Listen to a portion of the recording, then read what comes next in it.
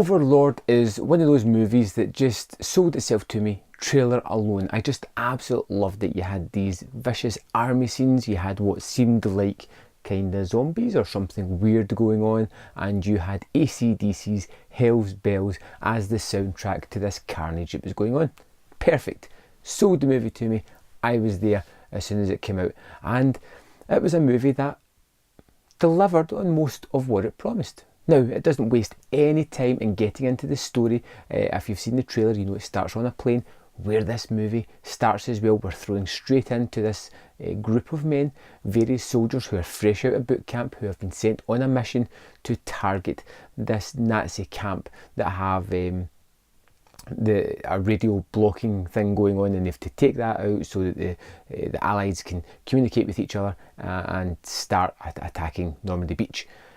And that's the kind of basic premise. Pretty soon these guys are shot out of the air, but before that we get to meet them all. We get the kind of rowdy one, you get the wisecracking one, you get our hero who is kind of sombre, quiet down there, but you kind of tell he's a man of integrity through a few brief scenes with him. And right in the background is Wyatt Russell playing the kind of stoic hero, the man who's kind of quiet and has that quiet confidence. You know, the kind of guy that you look at and go, he's seen some stuff. He is a badass. I'm pretty sure he's going to do some badass things during this movie. And you're not wrong. This movie is one of these movies that just goes for it. Wherein these days a lot of movies look for kind of safe ratings to try and just get out to as much audience as they can.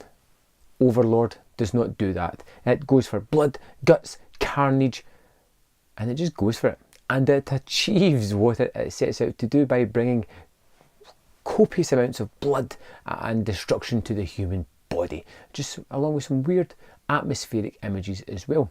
I like most of the characters that we had here.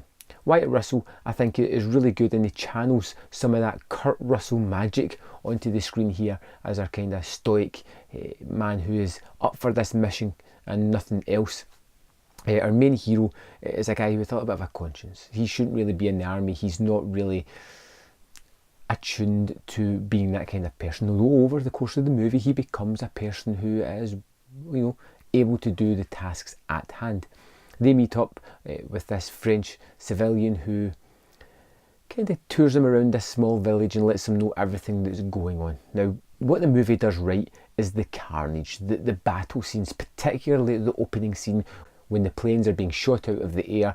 It is fantastically well shot. It is exciting. There is a parachute scene that, although you can't really tell what's going on, it is exciting, exhilarating, and just gut-bustingly amazing. And you get lots of scenes like that throughout the movie.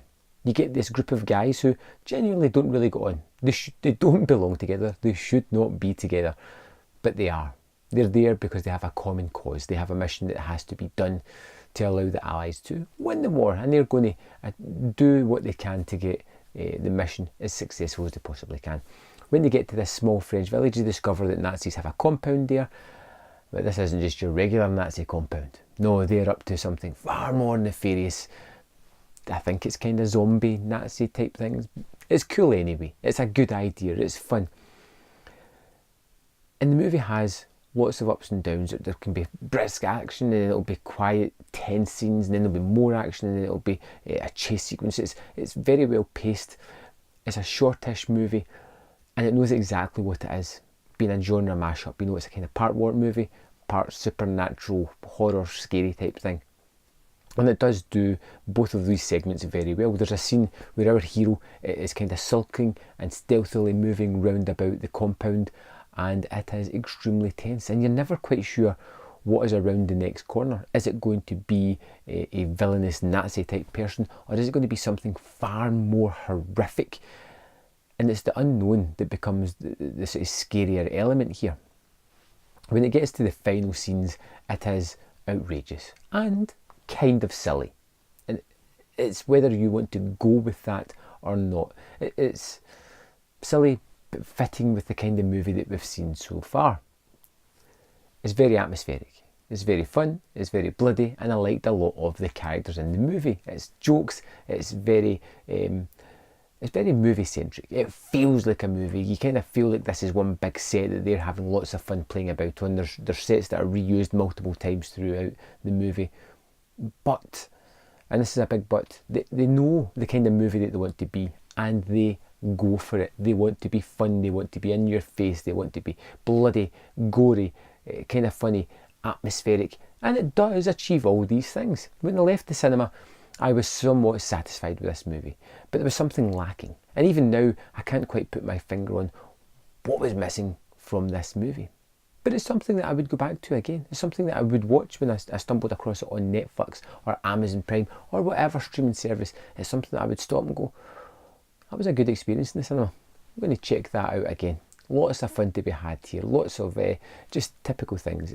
It's one of these movies that the trailer sells it exactly what it is. If you like the trailer, you're probably going to get something really fun out of this movie. And I would love to know your opinion of it. So let me know in the comment box what you thought of Overlord.